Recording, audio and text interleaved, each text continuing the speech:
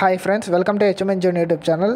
So CCMB Hyderabad ఏదైతే హబ్సిగూడలో ఉందో, so centre for cellular and molecular biologies institution, so దానికి సంబంధించి అడ్మినిస్ట్రేషన్లో ఒక 3 లెవెల్స్ ఆఫ్ జాబ్స్కి అయితే నోటిఫికేషన్ అయితే రిలీజ్ అయిందనమాట. ఒకే రకమైన జాబు బట్ 3 డిఫరెంట్ డిపార్ట్మెంట్స్ అనమాట. సో ఇలాంటి పోస్టులకి చాలా తక్కువ కాంపిటీషన్ అయితే ఉంటుంది. సో తక్కువ కాంపిటీషన్ ఉంటుంది, అలానే క్వాలిఫికేషన్ కూడా తక్కువే ఉంటుంది. అంటే దానికి ఇంటర్ అయితే సరిపోతుంది, టైపింగ్ వచ్చి ఉండాలి. టైపింగ్ ఇప్పుడే కాదు, సిబిటీ అయిపోయిన తర్వాత టైపింగ్ అయితే ఉంటుంది. సో చాలా తక్కువ మంది అయితే ఇలాంటి ఇన్స్టిట్యూషన్ డైరెక్ట్ రిక్రూట్మెంట్కి అప్లికేషన్ అయితే పెట్టుకుంటారు. జీతం 40+ ఉంటుందన్నమాట, ప్రస్తుతం ఉన్న డిఏ హెచ్ఆర్ఏ కలుపుకొని. సో ఈ ఇన్స్టిట్యూషన్కి సంబంధించిన నోటిఫికేషన్లో మరిన్ని విషయాలు, ఎడ్యుకేషన్ క్వాలిఫికేషన్, టైపింగ్ స్పీడ్ ఎంత ఉండాలి, అలానే అప్లికేషన్ ఫీ ఎంత, అప్లికేషన్ లాస్ట్ డేట్ ఏంటి, మిగతా విషయాలు అయితే తెలుసుకుందాము. సో అంతకంటే ముందు హెచ్ఎంఎన్ జోన్ యూట్యూబ్ ఛానల్ ఎవరైనా సబ్స్క్రైబ్ చేసుకోకపోతే సబ్స్క్రైబ్ అయితే చేసుకోండి. మీకు ఎడ్యుకేషన్కి సంబంధించి అలానే గవర్నమెంట్ జాబ్కి సంబంధించి అప్డేట్లు, నోటిఫికేషన్లు అయితే మీకైతే అందించడానికి ట్రై చేస్తూ ఉంటాను. So CCMB regular position notification అయితే ఒకసారి చూసుకుందాం అనమాట. సో రెగ్యులర్ పొజిషన్ నోటిఫికేషన్ అయితే ఇక్కడ ఉంటుంది. సో రెగ్యులర్ పొజిషన్కి సంబంధించి notification advertisement for junior secretary assistant అని ఉంది కదా, ఇక్కడ అడ్వర్టైజ్మెంట్ 01/2025 అని. సో దాని మీద క్లిక్ చేసుకుందాము. కింద ఇక్కడ అప్లికేషన్ పెట్టుకునే వాళ్ళు ఇక్కడ క్లిక్ హియర్ టు అప్లై అని ఉంది కదా, అక్కడైతే అప్లికేషన్ పెట్టుకోవాలి. ఇక్కడ ఫస్ట్ నోటిఫికేషన్ డీటెయిల్స్ అయితే తెలుసుకుందాము. Click here for detail notification అని ఉంది. సో ఈ నోటిఫికేషన్ గురించి అయితే పూర్తి వివరాలు అయితే తెలుసుకుందాము. సో నేను ఆల్రెడీ నోటిఫికేషన్ అయితే డౌన్లోడ్ చేశాను, మీకోసం మళ్ళీ డౌన్లోడ్ చేస్తున్నాను. సో నోటిఫికేషన్ అయితే డౌన్లోడ్ అయిపోయిందనమాట. సిఎస్ఆర్ అంటే సెంటర్ ఫర్ సిఎస్ఆర్కి సంబంధించి అందులో ఒక సబ్సిడరీ ఇండిపెండెంట్ ఇన్స్టిట్యూట్ అనమాట సిసిఎంబి అనేది సిఎస్ఐఆర్లో. సో అడ్వర్టైజ్మెంట్ 01/2025 కదా. సో దానికి సంబంధించి ఇంపార్టెంట్ డేట్స్ చూసుకుందాం. ఫస్ట్ అప్లికేషన్ స్టార్ట్ వచ్చేసరికి March 1 అయితే ఆల్రెడీ స్టార్ట్ అయిపోయింది application date. Application last date వచ్చేసరికి 22 March 2025 అనమాట. సో 22వ తారీఖు లాస్ట్ డేట్ అనమాట ఈ అప్లికేషన్కి. సో వీళ్ళు అడ్మినిస్ట్రేటివ్ పోస్టులకైతే నోటిఫికేషన్ రిలీజ్ చేశారు కదా, ఆ పోస్టులు అయితే చూసుకుందాము. Junior secretary assistant general. So ఈ పోస్టులు మొత్తం 4 ఉన్నాయన్నమాట. 3 అన్రిజర్వ్డ్, ఒక ఓబీసీ పోస్ట్ అయితే ఉంది.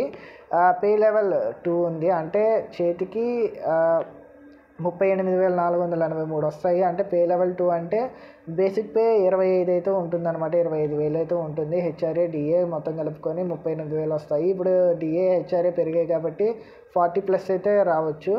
సో ఏజ్ లిమిట్ వచ్చేసరికి 28 ఇయర్స్ అయితే ఉండాలి. సో రిజర్వేషన్ బట్టి ఏజ్ లిమిట్ 3 ఇయర్స్ నుంచి 5 ఇయర్స్ రిలాక్సేషన్ అయితే ఉంటుంది, ఏజ్ రిలాక్సేషను. ఇది జూనియర్ సెక్రటరీ అసిస్టెంట్ ఎఫ్ఎండ్ఏ అంటే ఫైనాన్స్ అండ్ అకౌంట్స్ డిపార్ట్మెంట్లో జూనియర్ సెక్రటరీ అసిస్టెంట్.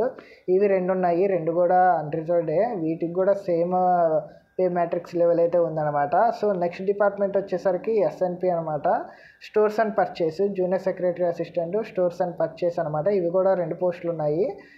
లాస్ట్ది ఇది కూడా సేమ్ పే మ్యాట్రిక్స్ అయితే ఉందన్నమాట. సో వీటి ఎడ్యుకేషన్ క్వాలిఫికేషన్ అయితే చూసుకుందాం. అన్నిటికీ ఒకే రకమైన ఎడ్యుకేషన్ క్వాలిఫికేషన్ అయితే ఉంది.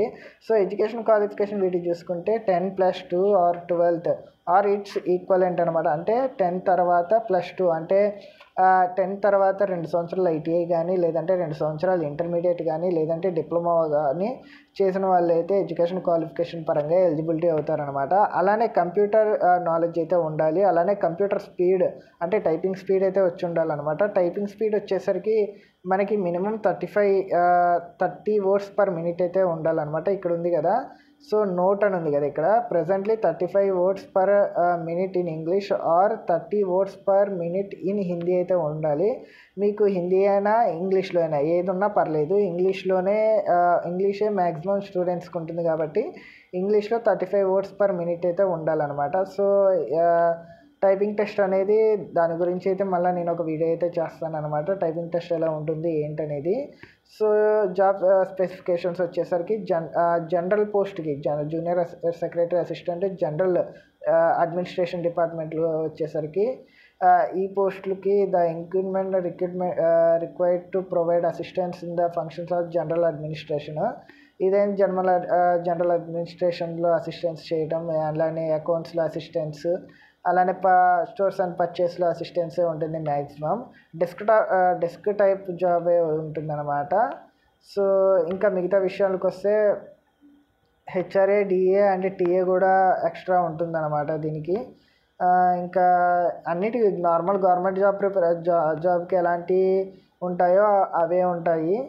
సో ఇంకా మిగతా విషయాలకు వస్తే ఇవన్నీ మనకి అంత ఇంపార్టెంట్ కాదు, జనరల్గా ఇస్తారనమాట. సో ఏజ్ రిలాక్సేషన్ అయితే ఉంది చాలా వరకు. ఓబీసీ వాళ్ళకి, ఎస్సీ ఎస్టీ వాళ్ళకి 3 years నుంచి, ఎస్సీ ఎస్టీ వాళ్ళకి 3 years ఏజ్ రిలాక్సేషన్ ఉంది. అంటే 28 years మినిమం కదా. ఎస్సీ ఎస్టీ వాళ్ళకి 5 years, అంటే 28 అంటే 33 years వరకు ఎస్సీ ఎస్టీ వాళ్ళు అప్లై చేసుకోవచ్చు. అండ్ ఓబీసీ వాళ్ళు 31 వరకు అయితే అప్లై చేసుకోవచ్చు అనమాట, నాన్ క్రిమినల్ ఇయర్ వాళ్ళు. ఇంకా మిగతా డీటెయిల్స్కి వచ్చేసరికి మోడ్ ఆఫ్ రిక్రూట్మెంట్ వచ్చేసరికి ఓఎంఆర్ బేస్డ్ కానీ కంప్యూటర్ బేస్డ్ కానీ ఎగ్జామినేషన్ అయితే ఉంటుంది. ఎగ్జామినేషన్ సిలబస్ వచ్చేసరికి అన్నిటికీ ఎస్ఎస్సి కానీ రైల్వేకి కానీ ఎలాంటి ఉంటుందో అలాంటివే ఉంటుందన్నమాట సిలబస్. ఎగ్జామ్ ప్యాటర్న్ వచ్చేసరికి పేపర్ 1లో మెంటల్ ఎబిలిటీ టెస్ట్ అయితే ఉంటుంది, అంటే రీజనింగ్, మ్యాథ్స్ అనేది అయితే ఉంటుందన్నమాట. సో ఇందులో 100 questions ఉంటాయి 200 marksకి. నెగిటివ్ మార్కింగ్ అయితే ఇక్కడైతే లేదనమాట. అలానే పేపర్ 2 వచ్చేసరికి జనరల్ అవేర్నెస్, జీకే, జిఎస్ అయితే ఉంటుందన్నమాట. 50 questions 150 marks. ఇక్కడ 1 నెగిటివ్ మార్కింగ్ అయితే ఉంటుందన్నమాట. అంటే 50 questionస్కి ఒక్కో క్వశ్చన్కి 3 మార్కులు కరెక్ట్ అయితే, రాంగ్ అయితే 1 mark నెగిటివ్ అయితే ఉంటుందన్నమాట. ఇంగ్లీష్ లాంగ్వేజ్కి వచ్చేసరికి కూడా సేమ్ అనమాట, 150. సో ప్రొఫిషియన్సీ టెస్ట్ ఎవరైతే పేపర్ 1, 2లో క్వాలిఫై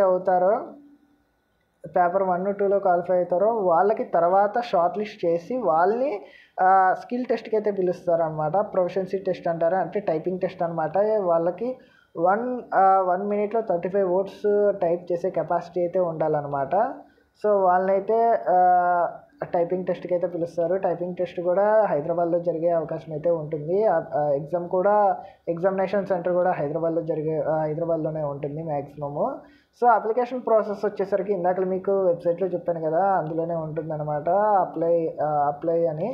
సో అక్కడికి వెళ్ళి అయితే అప్లై చేసుకోవాలి. సో నేనైతే అప్లికేషన్ ప్రాసెస్ గురించి ఈ వీడియోలో అయితే చెప్పట్లేదు. అలానే అప్లికేషన్ ఫీ వచ్చేసరికి 500 rupees అనమాట.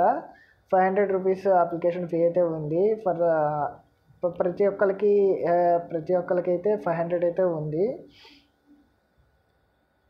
అంటే ప్రతి ఒక్కరికంటే ఓబీసీ అండ్ యూఆర్ వాళ్ళకైతే 500, ఎస్సీ ఎస్టీ పీడబ్ల్యూ ఉమెన్ వాళ్ళకైతే అప్లికేషన్ ఫీ అయితే ఏమీ లేదనమాట. వాళ్ళు రిచ్ కిడ్స్ కాబట్టి, పూర్ కిడ్స్ కాబట్టి, మనం అంటే రిచ్ కిడ్స్ యూఆర్, ఈడబ్ల్యూఎస్సీ, అలానే ఓబీసీ వాళ్ళు రిచ్ కిడ్స్ కాబట్టి వాళ్ళకి 500 అప్లికేషన్ ఫీ అయితే ఇస్తుంది గవర్నమెంట్. వాళ్ళైతే కట్టాలి, వాళ్ళ దగ్గర చాలా డబ్బులు ఉంటాయి. అలానే ఒక పోస్ట్కి ఒక 500 అనమాట. మీరు 3 పోస్టులకి అప్లై చేసుకుంటే 3,500 కట్టాలి, మొత్తం 1,500 కట్టాలి. ఒక పోస్ట్కి అప్లై చేసుకుంటే 500 కట్టాలి. సో హార్డ్ కాపీస్ ఒకవేళ మీరు అప్లై చేసుకున్న తర్వాత అప్లికేషన్ అనేది మీరు పంపించాల్సిన అవసరం అయితే ఏమీ లేదు. జస్ట్ ఆన్లైన్ అప్లికేషన్ పెట్టుకుంటే చాలు. ఆ అప్లికేషన్ మళ్ళీ ప్రింట్ చేసి పోస్ట్ ద్వారా పంపించాల్సిన అవసరం అయితే లేదు హార్డ్ కాపీస్. జస్ట్ మీరు ఆన్లైన్లో అప్లికేషన్ పెట్టుకుంటే సరిపోతుందన్నమాట.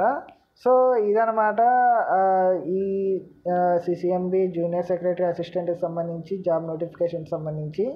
ఇవైతే సర్టిఫికేట్ ఫార్మాట్స్, ఇవి ప్రతి గవర్నమెంట్ ఎగ్జామ్స్కి ఉంటాయి. సో వీటి గురించి అయితే నేను ఎక్కువైతే చెప్పను, ఎందుకంటే మ్యాక్సిమం పోస్టులు యూఆర్లోనే ఉన్నాయి కాబట్టి, అన్రిజర్వ్డ్ కేటగిరీస్లోనే ఉన్నాయి కాబట్టి.